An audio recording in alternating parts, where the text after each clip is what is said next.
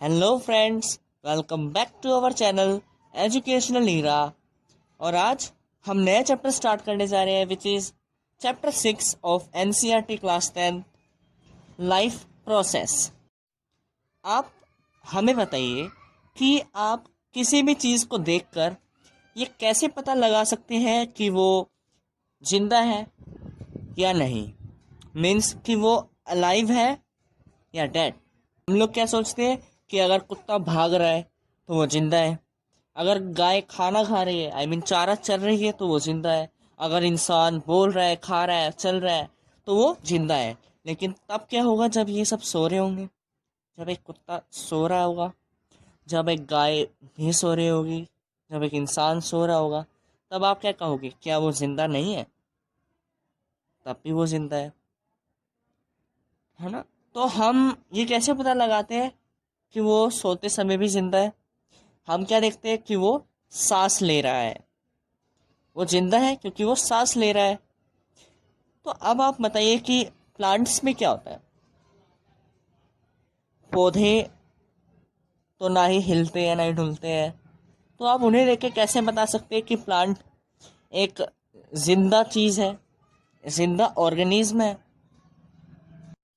अब आप में से कुछ लोग कहेंगे कि वो हरे रंग के होते हैं इसलिए वो जिंदा है, क्योंकि उनमें हरा रंग होता है, क्लोरोफिल होता है। अच्छा, तो फिर उन प्लांट्स का क्या होगा जिनका कलर हरा नहीं होता? जैसे कि इस पिक्चर में देखिए, इस प्लांट का कलर हरा नहीं है, तो क्या ये जिंदा नहीं है? अब आप में से कुछ लोग कहेंगे क्योंकि पेड़ों की हाइट बढ़ती है इसलिए वो जिंदा है। तो हम ये कह सकते हैं कि हम किसी भी चीज़ में अगर मूवमेंट को देखेंगे, किसी भी चीज़ में अगर हम मूवमेंट होते हुए देखेंगे तो वो जिंदा है, यानी वो अलाइव है। तो अब हम इस चैप्टर को अपना स्टार्ट करते हैं फाइनली। तो पहला टॉपिक है हमारा, what is life process. Life process क्या होता है? सिंपल सी डेफिनेशन है, आइए देखते हैं। The process that together maintain various function of living organism are called life process। मतलब मतलब ऐसा प्रोसेस जो एक लिविंग ऑर्गेनिज्म के सारे फंक्शंस को मेंटेन रखता है, उसे लाइफ प्रोसेस कहते हैं। चलिए देखते हैं, जैसे कि हम लोग एक इंसान है, अगर वो सांस नहीं लेगा एक दिन तो वो मर जाएगा। हाँ, खाना खाए बगैर कई दिन जिंदा रहा जा सकता है, लेकिन कई दिनों तक अगर हम खाना ना खाएं तो वो जिंदा नहीं रह पाएगा। तो हमारी पूरी बॉडी का प्रोसेस क्या है? सांस लेना, खाना खाना, उसे निकालना, मूवमेंट करना, हर चीज़ ये क्या है? Life process. हमारा ब्लड सर्कुलेट हो रहा है, ये भी लाइफ प्रोसेस है। हमें इस समय पे हम पल के झपका रहे हैं, ये भी एक प्रोसेस है। तो हमारा लाइफ प्रोसेस क्या करता है? इन सब प्रोसेसेस को, जैसे कि सांस लेना, खाना खाना, एनर्जी बनाना, ब्लड सर्कुलेट करना, इन सब प्रोसेस को मेंटेन करता है। उसे हम क्या कहते हैं? लाइफ प्रोसेस कहते हैं। लाइफ प्रोसेस के अंदर क्या क्या प्रोसेसेस होते हैं?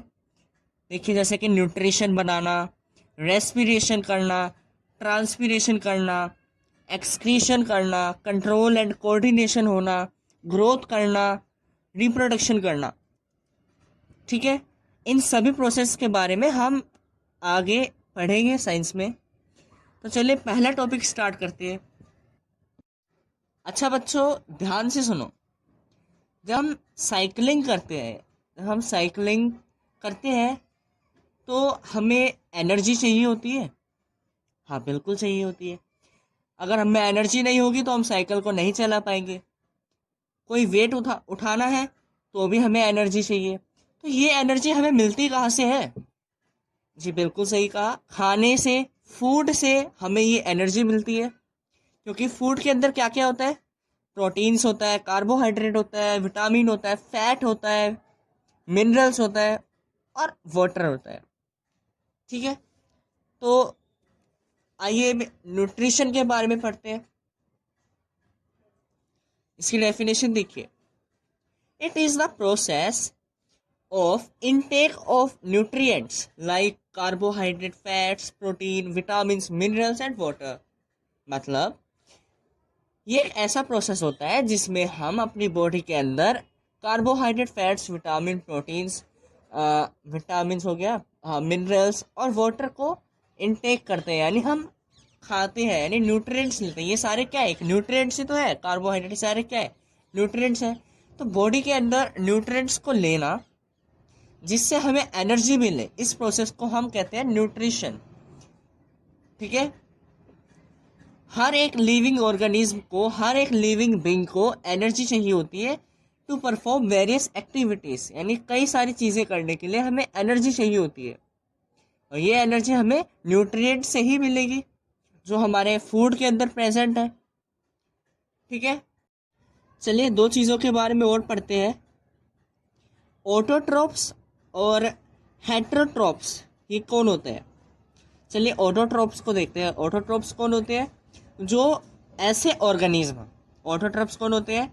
ऐसे ऑर्गेनिज्म जो अपना खाना कार्बन डाइऑक्साइड, वाटर और सनलाइट की मदद से बनाते हैं, उन्हें ऑटोट्रोप्स कहा जाता है। मतलब ऐसे जीव जो अपना खाना कार्बन डाइऑक्साइड, वाटर और सनलाइट के थ्रू बनाते हैं, उन्हें ऑटोट्रोप्स कहते हैं। जैसे कि प्लांट्स, ग्रीन प्लांट्स, ये अपना खाना हम सब जानते हैं फोटोसिंथेसिस के प्रोसेस से बनाते हैं, है ना। मतलब ये कार्बन डाइऑक्साइड, वाटर और सनलाइट की मदद से अपना खाना बनाते हैं, ये होते हैं ऑटोट्रोप्स। अब इन्होंने जो खाना बनाया है, ये क्यों बनाया है? न्यूट्रिशन लेने के लिए। तो ऑटोट्रोप्स कौन सा न्यूट्रिशन लेते हैं? Autotrophic nutrition. मतलब चलिए पहले इसकी डेफिनेशन देखते हैं। The organism which make their own food from carbon dioxide, water and sunlight is known as autotrophs. For example green plants. ठीक है, तो चलिए ये हो गया ऑटोट्रोप्स। अब हम बात करते हैं हेट्रोट्रोप्स की। हेट्रोट्रोप्स कौन होते हैं? ऐसे ऑर्गेनिज्म जो अपना खाना कार्बन डाइऑक्साइड, वाटर और सनलाइट की मदद से नहीं बनाते, बल्कि वो किसी दूसरे पर अपने खाने के लिए निर्भर रहते हैं।